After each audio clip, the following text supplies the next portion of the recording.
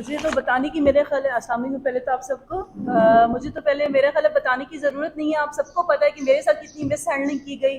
मैं वहाँ पर पहले मेरे साथ सबसे पहले ये बात शायद किसी को नहीं पता, कुछ मीडिया वालों को शायद बात पता हो कि जब मैं वहाँ से रैली को हम वेलकम करने के लिए खड़े हुए थे, जब एंड हुई है हम वहाँ से जा रहे थे, तो मुझे पहले एक पुलिस वाली ने पीछे से पकड़ा, जोर से साइड मुझे टाइट पकड़ लिया, आर्म की साइड से, लेफ्ट आर्म से। फिर जब मैंने उसे पुश किया, मैंने से छुड़वा के मैं जैसे ही निकली हूँ तो सारी मीडिया वालों ने मुझे यूं सराउंडिंग्स में ले लिया और मैं सेंटर में थी, सारा मीडिया साइड था। मुझे अच्छा मीडिया से थोड़ा सा मुझे ये होगा कि मीडिया वालों ने भी उस वक्त जाहिर है, इसलिए आप लोग तो कुछ नहीं कर सकते थे।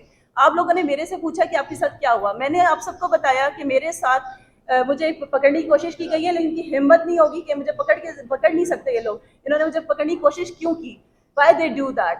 तो फिर उसके बाद आप लोग, मैं ओबियसली उससे मैं इतनी उससे अग्रेसिव हुई हुई थी कि मेरे अग्रेसिव होना बनता था। हम वहाँ पे हम चीफ जस्टिस साहब के लिए खड़े हुए थे, हम आइन के लिए खड़े हुए थे, वहाँ पे रूल ऑफ लॉ के लिए खड़े हुए थे।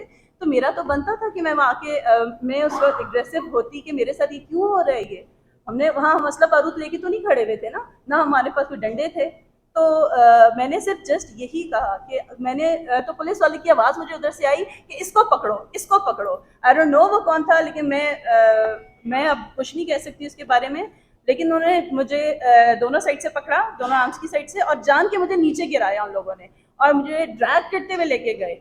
इतने बुरे तरीके से ड्रैग किया और मेरे कपड़े भी साइड पे हो गए। मैंने उनसे कहा मुझे अपने कपड़े सही करने दें, तो वो भी नहीं करने दिए। मैंने कहा मेरे साइड पे हो रहे हैं, तो उन्होंने कहा होने दो, डैम केयर। उन्होंने मेरी केयर ही नहीं की। उन्होंने, मैं जब वैन में मुझे जोर से जाके पुश किया है और मुझे नहीं पता मेरी ग्लासेस कहाँ है, मेरी क्या चीज़ क्या है कहाँ है, और मेरे मोबाइल से मेरा मोबाइल ही मेरे हाथ से छीन लिया बड़ी ज़ोर से, मेरे नेल्स मारे, मेरे सब जगह मेरे इतना पेन है, मेरे मसल्स इश्यूज हो गए हैं बहुत ज़्यादा।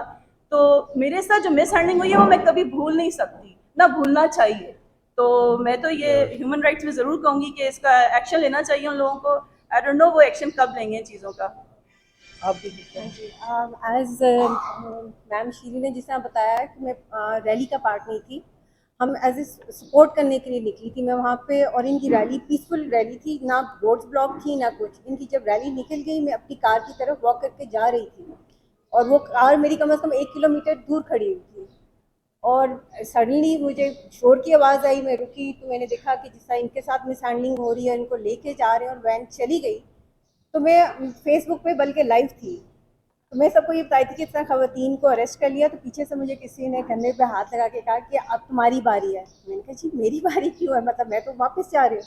उन्होंने कहा नहीं, एक वैन आ रही है, अब तुम भी साथ चलोगी। और वो 8, हमें 10-12 थी जिन्होंने घेरा डाल दिया था। और फिर उन्होंने, मैंने फिर रिजिस्ट नहीं किया, क्योंकि इनके साथ जिस तरह सलूक हुआ था, मैं नहीं चाह रही थी कि इस तरह रोड्स पे मेरे साथ इतना मिसहैंड करें, कि उनके इरादे यही थे कि कोई इशू बने। तो मैं बड़ा साइलेंटली, मैं, उन्होंने वैन में बिठाया और मैं चली गई थी थाने।